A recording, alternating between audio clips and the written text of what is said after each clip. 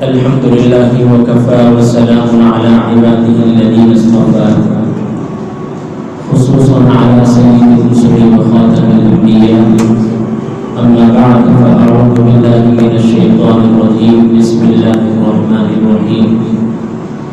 اهدنا الصراط المستقيم صراط الذين انعمت عليهم. آمنت بالله صدق الله العلي العظيم.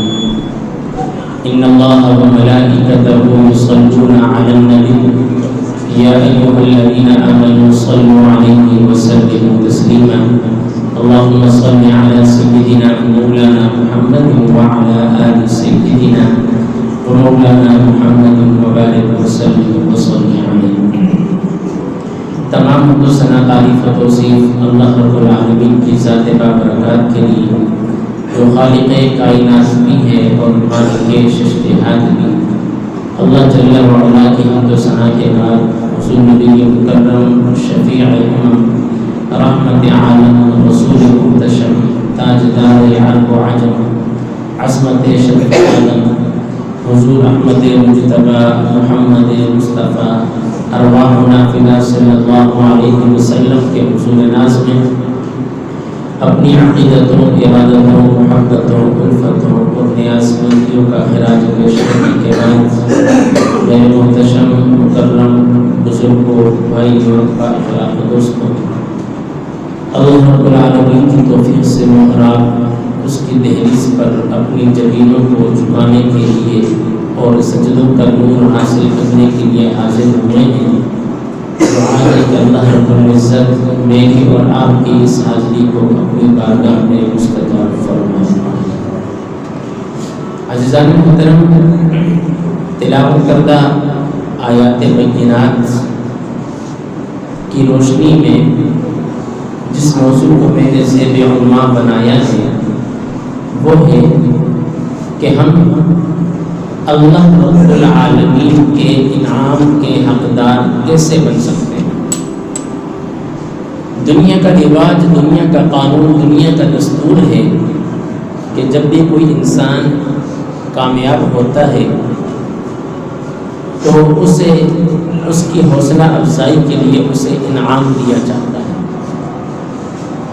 اگر اسکول کے یا مدرسے کے طالب علم کو اس کی کامیابی پر انعام دیا جاتا ہے تو یہ اس بات کی نشانی اور دلیل ہے کہ یہ بچہ بڑا محنتی اور لائق ہے، اور یہ بچہ بڑی محنت کے ساتھ، بڑی لگن کے ساتھ، بڑی جانفشانی کے ساتھ اپنی تعلیم حاصل کر رہا ہے. اور انشاءاللہ اساتذہ بھی اس سے امید رکھتے ہیں کہ یہ بچہ ہمارے ادارے کا نام بھی روشن کرے گا اور اپنے والدین کا نام بھی روشن کرے گا. عزیزان محترم، دنیا میں انعام جب دیا جاتا ہے تو وہ انعام یا تو نقدی رقم کی صورت میں ہوتا ہے یا پھر کچھ کتابوں کی تحفے کی صورت میں ہوتا ہے یا پھر کسی شیلڈ کی صورت میں دیا جاتا ہے. یہ انعام جب میں اور آپ لیتے ہیں یا ہمارے بچے لیتے ہیں تو ہم بھی بڑی خوشی محسوس کرتے ہیں. دل جو ہے وہ فرحت اور مسرت سے جھوم اٹھتا ہے کہ ہمارا بچہ بڑی محنت کر رہا ہے. ایک انعام ایک انسان دوسرے انسان کو دے تو ذرا سوچیں انسان کی کیفیت کیسی ہوتی ہے. اور اگر انعام دینے والا کوئی بڑا آدمی ہو، کسی اونچے منصب پر فائز ہو، آپ کے محلے کا MPA ہو یا ہمارے ملک کا کوئی حاکم ہو، اس کے ہاتھ سے اگر آپ کا بچہ انعام وصول کرے یا آپ خود انعام وصول کریں تو آپ بڑا فخر کرتے ہیں کہ میں نے فلانی ڈگری حاصل کر لی اور یہ ڈگری جو ہے مجھے فلانے حاکم کے ہاتھ سے ملی ہے، تو آپ بڑا فخر محسوس کرتے ہیں.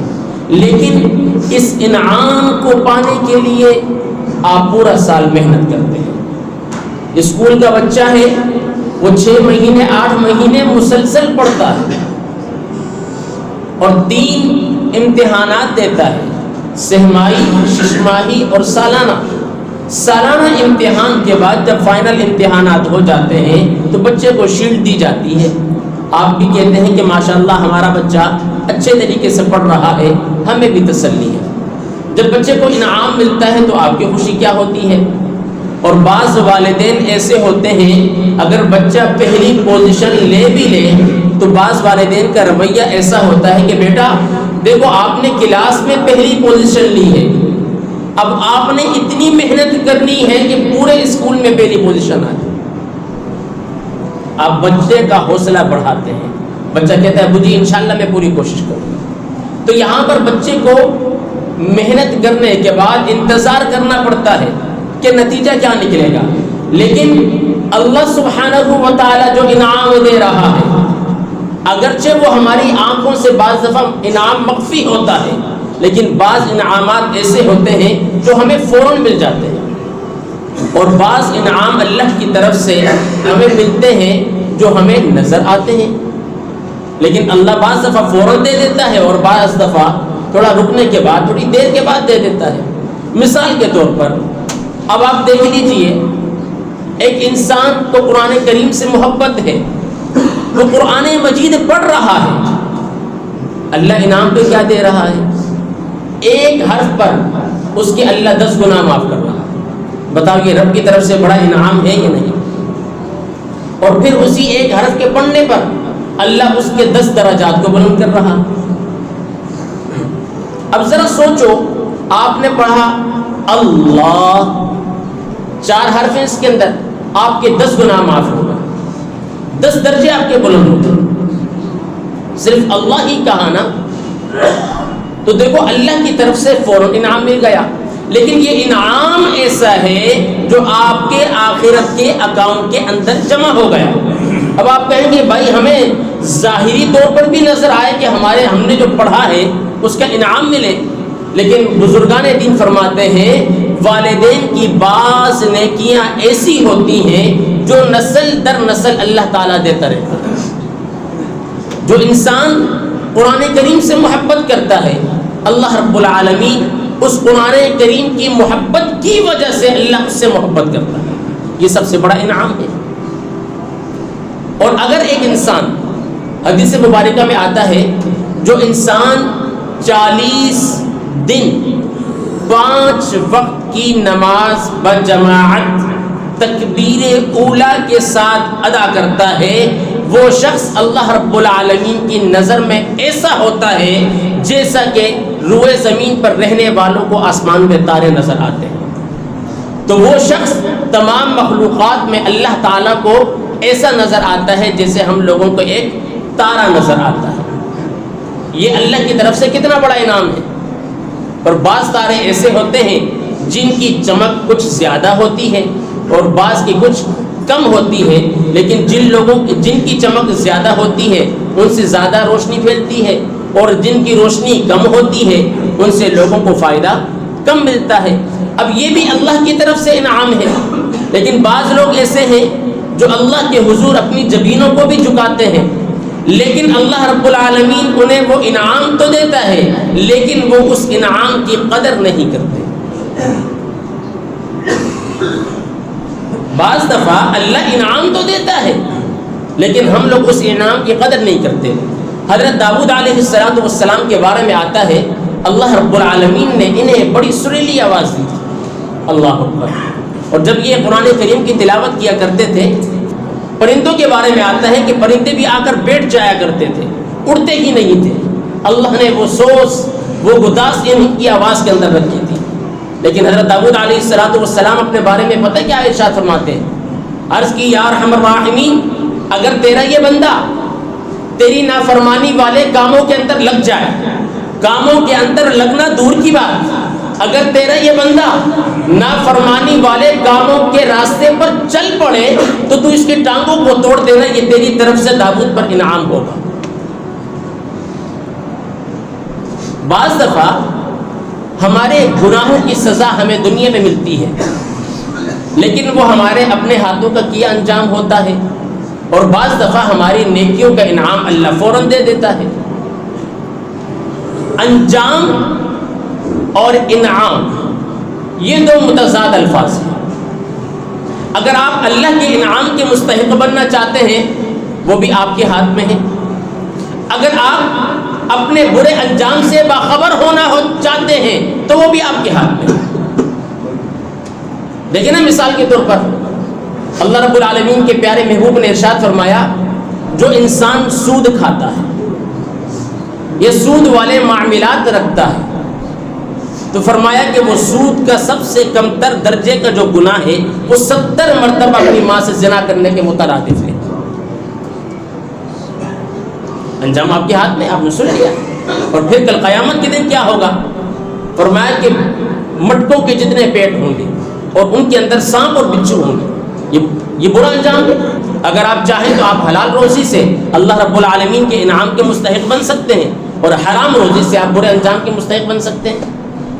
تو عزیزان محترم, اللہ کی طرف سے انعام کے حقدار میں اور آپ کیسے بنیں گے؟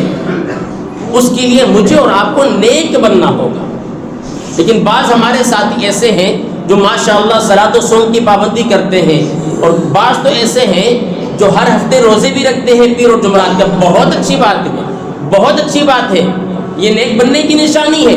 لیکن بعض ہمارے ساتھی ایسے ہیں جو حقوق اللہ تو پورے ادا کرتے ہیں لیکن حقوق العباد کے اندر پیچھے رہتے ہیں. ایک بزرگ فرماتے ہیں دنیا میں صرف 2 حقوق ہیں اور ان حقوق کے اندر کئی قسمیں ہیں. ایک حقوق اللہ ہے اور ایک حقوق العباد ہے. فرمایا کہ وہ اللہ تعالیٰ کی مرضی کل قیامت کے دن اللہ چاہے تو حقوق اللہ سارے معاف کر دے, لیکن حقوق العباد معاف نہیں ہوتے. بولو, حقوق العباد معاف نہیں ہوتے. اور یہاں تک کہ لکھا ہے اگر انسان قرض دار تھا مر گیا, اس کے ورثاء نے اس کا قرضہ بھی نہیں دیا تو وہ قرضہ بھی معاف نہیں ہوگا. حدیث مبارکہ کے اندر آتا ہے, حضرت انس رضی اللہ تعالی عنہ روایت کرتے ہیں کہ حضور نبی رحمت صلی اللہ علیہ وسلم مسجد نبوی میں تشریف فرما تھے تو آپ صلی اللہ علیہ وسلم مسکرانے لگ گئے. اور حضرت عمر فرماتے ہیں کہ حضور نبی رحمت صلی اللہ علیہ وسلم اتنا مسکرائے کہ آپ کی داڑھیں بھی نظر آنے لگی. ایک تو ہوتے نا سامنے کے دانت, بندہ کہتا ہے جی مسکرا گیا, اتنا مسکرائے کہ آپ کی داڑھیں نظر آنے لگی. حضرت عمر رضی اللہ تعالی عنہ نے ارشاد فرمایا یا رسول اللہ صلی اللہ علیہ وسلم میرے ماں باپ آپ پر قربان, ایسی کون سی بات ہے جو آپ اتنا مسکرا رہے ہیں؟ اللہ اکبر. بیٹھے مسجد نبوی میں تھے اور جنت کا نظارہ آپ کے سامنے تھا. بیٹھے مسجد نبوی میں تھے اور جنت کا نظارہ آپ کے سامنے تھا. حضور اکرم صلی اللہ علیہ وسلم نے ارشاد فرمایا میرے صحابہ فرشتے 2 بندوں کو لے کر آئے, فرشتے 2 بندوں کو لے کر آئے ہیں اور دونوں کا حساب کتاب ہو رہا ہے.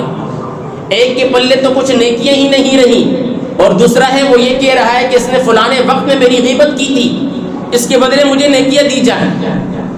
اب اسے نیکیاں مل گئیں. پھر اس نے کہا کہ اس نے فلانے وقت میں مجھے گالی دی تھی, اب اس گالی کے بدلے اسے نیکی دی گئی. اب اس کے پلے ساری نیکیاں آ گئی, اس کے پاس کچھ بھی نہ بچا. اب فرشتوں کو حکم ہوا کہ اس کو جہنم میں لے جاؤ, اور جس کے نام اعمال میں نیکیاں آ گئی کہا اس کو جنت میں لے جاؤ. اب پھر فرشتوں نے سوال کیا تیرے نام اعمال میں اتنی نیکی نہیں تھی لیکن دنیا میں تیرے ساتھی نے تجھے گالی دی, اس پر تو نے صبر کیا, صبر کے بدلے اللہ نے تجھے آج یہ انعام دیا. تو میں اور آپ کسی کو گالی دینے سے پہلے سوچ لیں کیا میرے اور آپ کے نام اعمال میں اتنی نیکیاں ہیں جو ہمیں جنت میں لے جا سکے؟ آج تو بعض لوگوں کا تکیہ کلام ہوتا ہے 2-2 منٹ کے اندر 25-25 گالیاں زبان سے نکل جاتی ہیں بڑی معذرت کے ساتھ. اور جب انسان کا پارا ہائی ہوتا ہے, انسان جب جلال میں آتا ہے, جب انسان غصے میں ہوتا ہے, پھر اسے کچھ سمجھ نہیں آتی کہ کس کو کیا کہہ رہا. حضور نبی رحمت صلی اللہ علیہ وسلم کی 63 سالہ زندگی میں اللہ اکبر کسی کو بد دعا نہیں دی. اور ایک بزرگان دین فرماتے ہیں اگر تم کسی کو گالی دیتے ہو نا تو یہ مت سمجھو کہ ہر بار چھری سے کیا جاتا ہے. فرمایا کہ تم کسی کو گالی دیتے ہو نا تو اس کے دل پر تم چھری کا وار کرتے ہو. آج دیکھ لیں ہمارے معاشرے کا حال کیا ہے. آج نوجوان نسل کتنی گالیاں دیتی ہے. ایسا معلوم ہوتا ہے جن لوگوں کا تکیہ کلام بن چکا ہے گالیاں, ایسا معلوم ہوتا ہے گالیوں میں انہوں نے PhD کی ہوئی ہے. اور ایسی ایسی گالیاں، اللہ اکبر، سامنے والا کچھ کہہ بھی نہیں سکتا. لیکن جس کو گالی دی جا رہی ہے وہ اس گالی کے سننے کے بعد صبر کر لے تو اللہ انعام کیا دے گا؟ اونچی بولو، کیا انعام دے گا؟ جنت. اب حضور نبی رحمت صلی اللہ علیہ وسلم نے جب یہ معاملہ دیکھا کہ ایک جہنم کی طرف میرا امتی جا رہا ہے اور ایک جنت کی طرف، تو آپ صلی اللہ علیہ وسلم پہلے مسکرا رہے تھے، اب رو پڑے، اتنا رو پڑے کہ آنسو بہنا شروع ہو گئے. حضرت عمر رضی اللہ تعالی عنہ نے پوچھا، یا رسول اللہ صلی اللہ علیہ وسلم، کچھ دیر قبل تو آپ مسکرا رہے تھے اور اب رو رہے ہیں. کہا ہاں بھائی، میرا ایک امتی جہنم کی طرف جا رہا ہے اور ایک جنت کی طرف. پھر حضور نبی رحمت صلی اللہ علیہ وسلم نے ارشاد فرمایا کہ فرشتے اس کو لے کر آئیں گے اور اس سے کہیں گے کہ کیا تو ایک ایسا عمل نہیں کرتا جس کی بدولت دونوں جنت میں چلے جائیں؟ کہا ایسا کون سا عمل ہے؟ کہا میں اپنی نیکی تو دے نہیں سکتا. قیامت کے دن ایسا دن ہوگا، زمین تانبے کی ہوگی، سورج سوا نیزے پر ہوگا، انسان اپنے ہی پسینے کے اندر ڈوبا ہوا ہوگا، اور اگر باپ بھی بیٹے کے پاس آ جائے گا، کہے گا بیٹا مجھے صرف 2 نیکیاں چاہیے. بیٹا کیا بولے گا؟ جا جا ابا جی، میرے پاس خود نیکیاں نہیں ہیں، آپ کو کہاں سے دوں؟ اور ماں بھی آ جائے گی، اللہ اکبر، ماں کو بھی انسان یہی کہے گا میرے پاس امی نیکیاں نہیں ہیں. وَأُمِّهِ وَأَبِيهِ وَصَاحِبَتِهِ وَبَنِيهِ، کچھ بھی نہیں ہوگا، نفسا نفسی ہوگی. لیکن اللہ اکبر، ایک ذات ایسی ہوگی، حضرت آدم علیہ السلام سے لے کر حضرت عیسیٰ علیہ السلام تک ہر نبی نفسی نفسی کہہ رہا ہوگا. ایک ذات ہوگی جو مقام کوثر پر جلوہ گر ہوگی اور امتی امتی کہہ رہی ہوگی. وہ ذات آپ کے اور میرے پیارے آقا و مولا جناب محمد رسول اللہ صلی اللہ علیہ وسلم کی ذات طیبہ ہوگی. دیکھو کیسا غمخوار نبی اللہ نے دیا. لیکن حضور نبی رحمت صلی اللہ علیہ وسلم نے ارشاد فرمایا، وہ فرشتے اس سے کہیں گے کیا تو ایسا عمل نہیں کرتا کہ جس کی بدولت تیرا وہ بھائی بھی جنت میں چلا جائے؟ اس سے کہا جی بتاؤ کون سا عمل ہے؟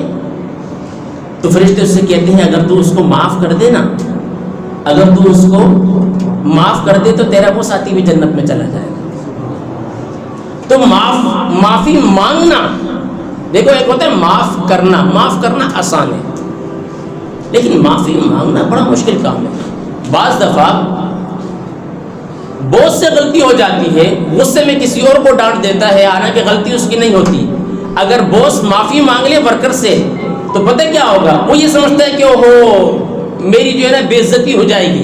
نہیں، بلکہ اس ورکر کے دل میں آپ کی محبت بس جائے گی. وہ کہے گا ماشاءاللہ اتنا بڑا آدمی ہے یار، اتنا بڑا اس کا نام ہے اور مجھ سے معافی مانگ رہا ہے. تو معاف کرنا آسان پر معافی مانگنا بڑا مشکل ہے. لیکن آج میں اور آپ کیا کرتے ہیں؟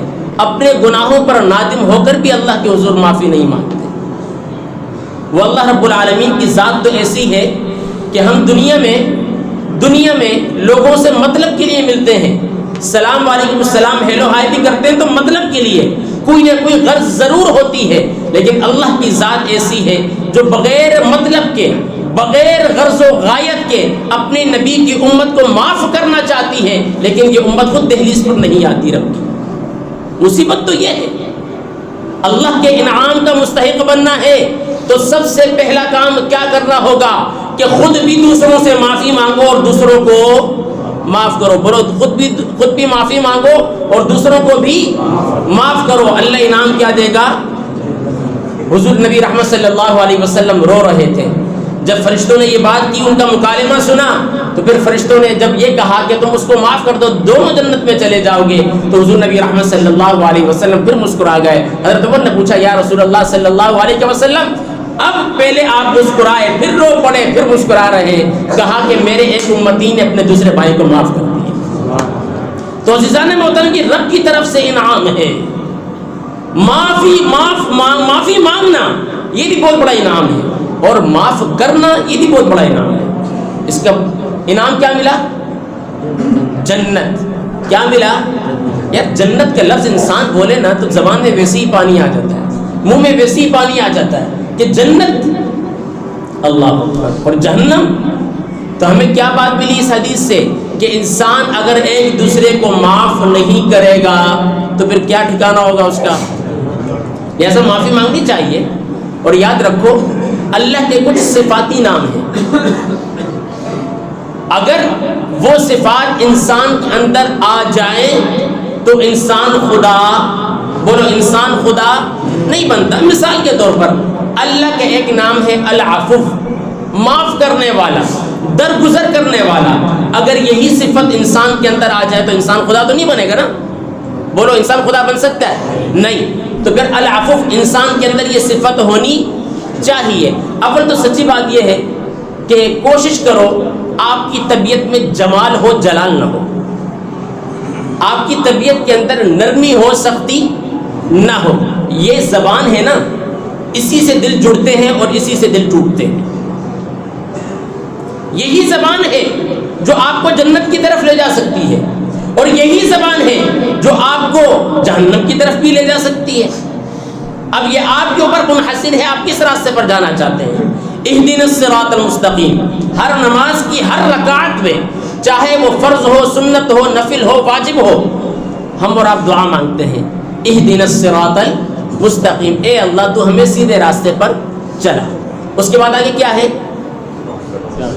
سورہ فاتحہ تو سب کو آتی ہے نا، صراط الذین، ہاں کن لوگوں کے راستے پر، کن لوگوں کے راستے پر؟ جن پر تو نے انعام فرمایا۔ اچھا وہ لوگ کون سے ہیں بھائی اللہ نے جن پر انعام فرمایا؟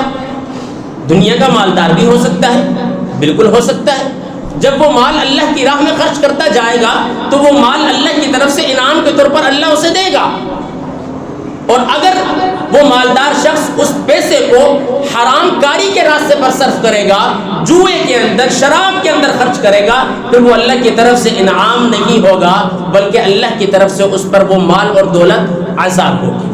صراط الذین انعمت علیہم، اے اللہ تو ہمیں ان لوگوں کے راستے پر چلا جن پر تو نے انعام کیا۔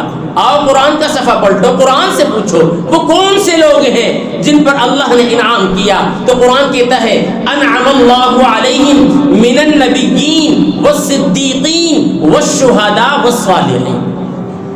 چار گروہ بتائے، چار طبقے بتائے جن پر اللہ نے اپنا انعام کیا۔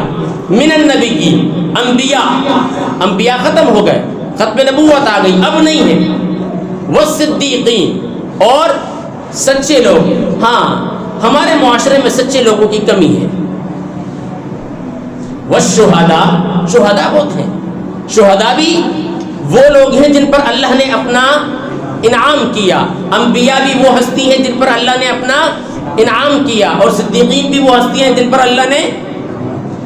شہید پتہ نہیں کون ہو سکتا ہے، مجھے نہیں معلوم آپ میں سے کون شہید ہوگا اور کون اپنی موت مرے گا، کس کو شہادت کی موت ملے گی، لیکن آخری جو جس گروہ کا ذکر کیا گیا ہے وہ کون ہے؟ والصالحین۔ صالحین کسے کہتے ہیں؟ جو اللہ کا نیک ہوتا ہے، جو اللہ کے قریب ہوتا ہے۔ دیکھو میں اور آپ نماز پڑھتے ہیں، نماز میں بتاؤ وہ کون سی حالت ہے جس میں انسان اللہ کے قریب ہوتا ہے؟ جی سجدے کی حالت۔ لیکن والصالحین، اس دور حاضر کے اندر صالحین ہمیں مل سکتے ہیں اور موجود ہیں۔ اگر میں اور آپ ان لوگوں کا دامن بھی تھام لیں گے نا تو اللہ رب العالمین ان پر جتنے انعام و اکرام کرتا ہے اس کی کوئی نہ کوئی ایک قطرہ، یہ ایک اس کی چمک ہمیں بھی ملی جائے گی۔ نسبت باعث جنت ہوتی ہے، تو اپنی نسبت ایسے لوگوں کے ساتھ رکھو جن پر اللہ نے اپنا انعام کیا ہے۔ والصالحین، اس دور کے اندر انبیاء نہیں ہیں، صالحین،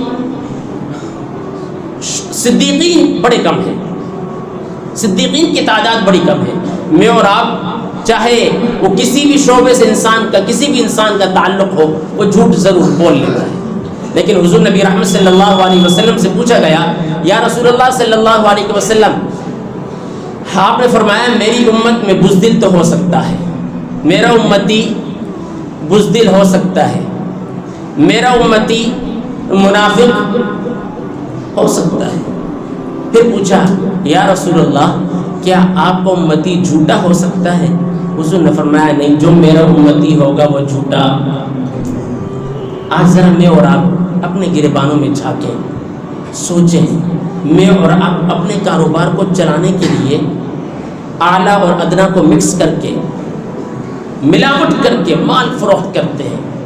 آج اگر ایک چاول کا تاجر ہے تو وہ بھی چاولوں کے اندر مکسنگ کرتا ہے. آج اگر ایک مرچی کا کاروبار کرنے والا ہے تو اس کے اندر وہ لکڑی کا برادہ ملاتا ہے.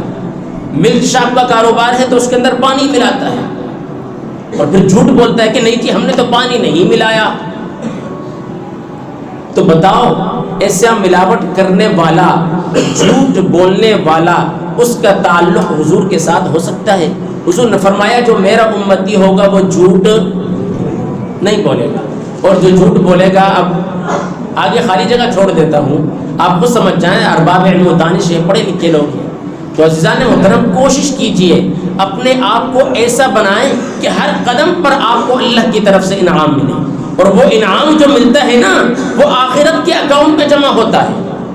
بعض دفعہ انعام اللہ نیک اولاد کی صورت میں دیتا ہے, اور بعض دفعہ انعام اللہ دنیا میں گھر کی صورت میں دیتا ہے. اللہ کے انعام کی الگ الگ نوعیتیں ہیں, لیکن اب ہمیں پتہ کیسے چلے گا کہ یہ اللہ کی طرف سے ہمارے اوپر انعام ہے یا عذاب ہے؟ تو آج صبح جب میں نے اپنے والد صاحب سے پوچھا تو والد صاحب نے کہا بیٹا یاد رکھو, اگر آپ کے پاس دولت ہے, وہ دولت آپ اللہ کی راہ میں خرچ کر رہے ہو, اللہ کی راہ میں خرچ کرنے سے مراد یہ نہیں خالی مسجد میں دے دو, نہیں, غربا کی مدد کرنا اور دیگر جو بھی معاملات ہیں, اگر اس میں آپ خرچ کر رہے ہو تو وہ دولت اللہ کی طرف سے آپ پر انعام ہے. اور اگر حرام کاری کے راستے پر لگا رہے ہو تو پھر وہ دولت اللہ کی طرف سے انعام نہیں ہے بلکہ تمہارے اوپر اللہ کی طرف سے عذاب ہے. اور فرمایا کہ اگر اولاد تمہاری نیک ہے, تمہاری فرما بردار ہے, جیسے ہی والد کا جملہ نکلتا ہے اولاد ہاتھ باندھ کر کھڑی ہو جاتی ہے, فرمایا ایسی اولاد بھی اللہ کی طرف سے تمہارے لیے انعام ہے. اور اگر نافرمان ہے, ماں باپ کو دھکے دے کر گھر کی دہلیز سے نکال دیتی ہے, تو فرمایا ایسی اولاد تمہارے لیے اللہ کا عذاب ہے. اور اللہ نے قرآن میں خود فرمایا وَاعْلَمُوا أَنَّمَا أَمْوَالُكُمْ وَأَوْلَادُكُمْ فِتْنَةٌ, فرمایا یہ مال اور اولاد تو فتنہ ہے. میں اور آپ اب نیک بننا چاہتے ہیں, اللہ کے انعام کے مستحق بننا چاہتے ہیں, تو پھر سب سے پہلا کام نیک بننا ہوگا. دوسری بات, خود بھی دوسروں سے معافی مانگنی ہوگی اور دوسروں کو معاف کرنا ہوگا. اور اگر آپ کا تکیہ کلام گالی بن چکا ہے تو خدا را اس کو ختم کریں, اس عادت کو ختم کریں. یاد رکھو دوسرے کے دل میں چھرا گھونپنا تو آسان ہے, چھرا گھونپنے کے بعد نکالنا بڑا مشکل کام ہے. یعنی کہ کسی کو گالی دے کر آپ نے تکلیف تو دے دی, اس کا دل ٹوٹ گیا, اب اگر دل جوڑنا چاہو اس سے معافی بھی مانگ لو, لیکن اس کے ذہن میں یہ بات رہتی ہے اس نے فلانے وقت میں میرے ساتھ کیسا معاملہ کیا تھا. شیشہ ٹوٹ تو جائے, اس کو جوڑ دو, جڑ بھی جاتا ہے, لیکن لکیر باقی رہتی ہے. تو کوشش کرو کہ ایسا کام ہی نہ کرو کہ دل ٹوٹے. میٹھا بولو, نرم لہجے سے گفتگو کرو, تو انشاءاللہ عز و جل. اور بزرگان دین فرماتے ہیں معلوم ہے اللہ نے زبان میں ہڈی کیوں نہیں رکھی؟ فرمایا کہ اس لیے کہ اللہ کو سخت زبان, سخت جملے پسند ہی نہیں ہیں. اور یاد رکھو انسان کے جتنے کام بگڑتے ہیں نا, چاہے وہ دفتری معاملات ہو چاہے وہ گھریلو معاملات ہو, یہ سارا قصور زبان کا ہوتا ہے. ایک شخص آیا اور پوچھا کہ امام صاحب میں نے غصے میں اپنی بیوی کو طلاق دے دی ہے, کیا طلاق ہو گئی؟ کہا ہاں بھی طلاق ہو گئی. کہا امام صاحب کوئی مسئلہ نکال دیں. کہا مجھے یہ بتاؤ آج تک تم نے کبھی سنا ہے کہ کسی نے پیار محبت میں کہا ہو لو جی بیگم صاحبہ 20 سال آپ نے بڑی خدمت کی ہے اور ماشاءاللہ میرے 10 بچے ہیں, میں محبت بھرا تحفہ دے رہا ہوں, یہ طلاق کا تحفہ قبول کر لوں. کبھی ایسا ہوتا ہے؟ کہا انسان غصے کے اندر ہی طلاق دیتا ہے. تو کوشش کرو غصے والی کیفیت اپنے اندر نہ رکھو. اگر آپ کے اندر یہ کیفیت موجود ہے اس کو نکال دو. کوشش تو کر سکتے ہو نا, اللہ رب العالمین نیت کرنے پر بھی ثواب دیتا ہے, تو نیت تو کر لو. جو حضرات جلالی ہیں وہ آج کے بعد یہ نیت کریں کہ ہم نے اپنا انداز جمالی اختیار کرنا. اور اگر گفتگو کے اندر گالی دیتے رہتے ہیں تو وہ کوشش کریں کہ آج کے بعد ہم گالی نہیں دیں گے. اور کوشش کریں چلتے پھرتے اللہ رب العالمین کا، اس کے پیارے محبوب کا ذکر کریں، اللہ رب العالمین کے انعامات آپ کے اوپر رحمت کی برکت کی صورت میں نازل ہوتے رہیں گے۔ میری دلی دعا ہے اللہ سبحانہ و تعالیٰ مجھے اور آپ کو نیک بنائے، اور اللہ سبحانہ و تعالیٰ ہماری زبان سے ایسی گفتگو کے الفاظ ہی صادر نہ فرمائے جس سے کسی دوسرے کا دل ٹوٹے۔ وما علینا الا البلاغ۔